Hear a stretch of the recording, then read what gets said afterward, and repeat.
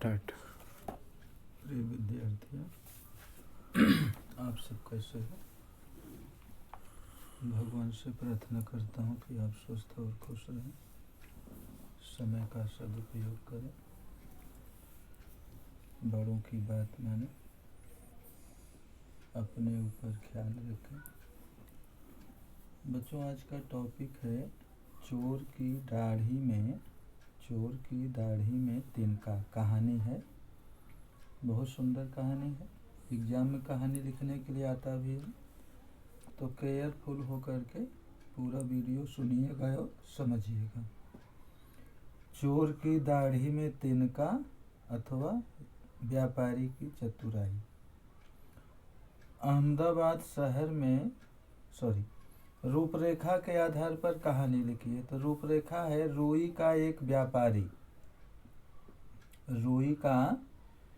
व्यापारी रुई की चोरी, नौकरों को बारी बारी से बुलाना, जिन पर शक था ऐसे लोगों को भोजन का निमंत्रण।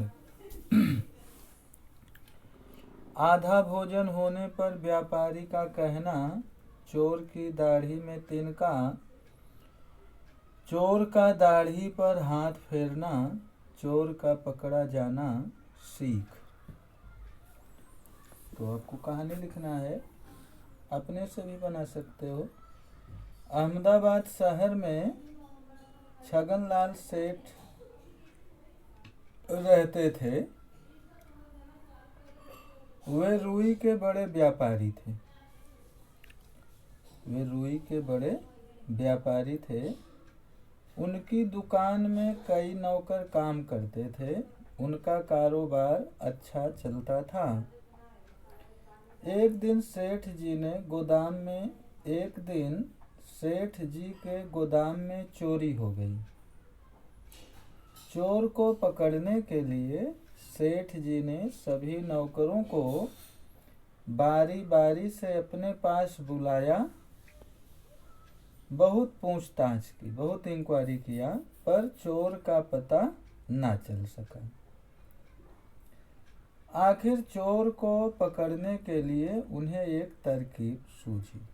जब सेठ को चोर का पता नहीं चला तो उन्होंने एक युक्ति सूझी, एक तरकीब निकाला।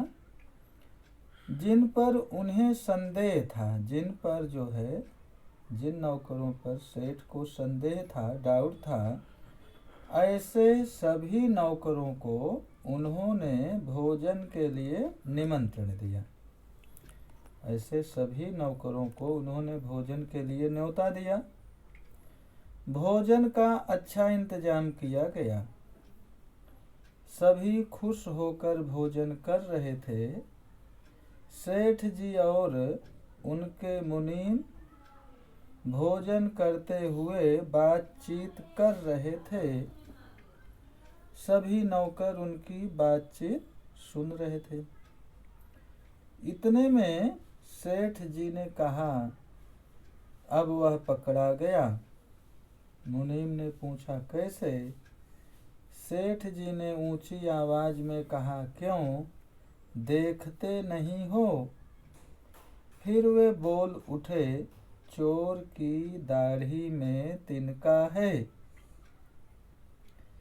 सेठ जी के ये शब्द सुनाई पड़ते ही उस नौकर ने झट से अपनी दाढ़ी पर हाथ फेरा जिसने चोरी की थी।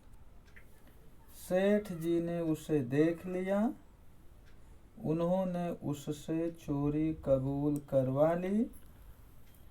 सेठ जी को अपना माल वापस मिल गया।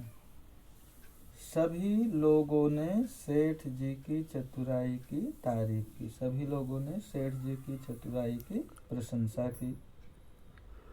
इस कहानी से हमें यह शिक्षा मिलती है कि बुद्धि द्वारा, विवेक द्वारा बड़ी समस्या हल की जा सकती है।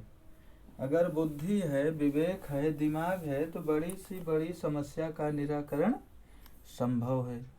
तो बच्चों, आज का होमवर्क रहेगा चोर की दाढ़ी में तिनका कहानी है। ये फेयर नोटबुक में लिखना है, साफ सुथरा लिखना है, याद भी करना है। यही होमवर्क रहा। Thank you.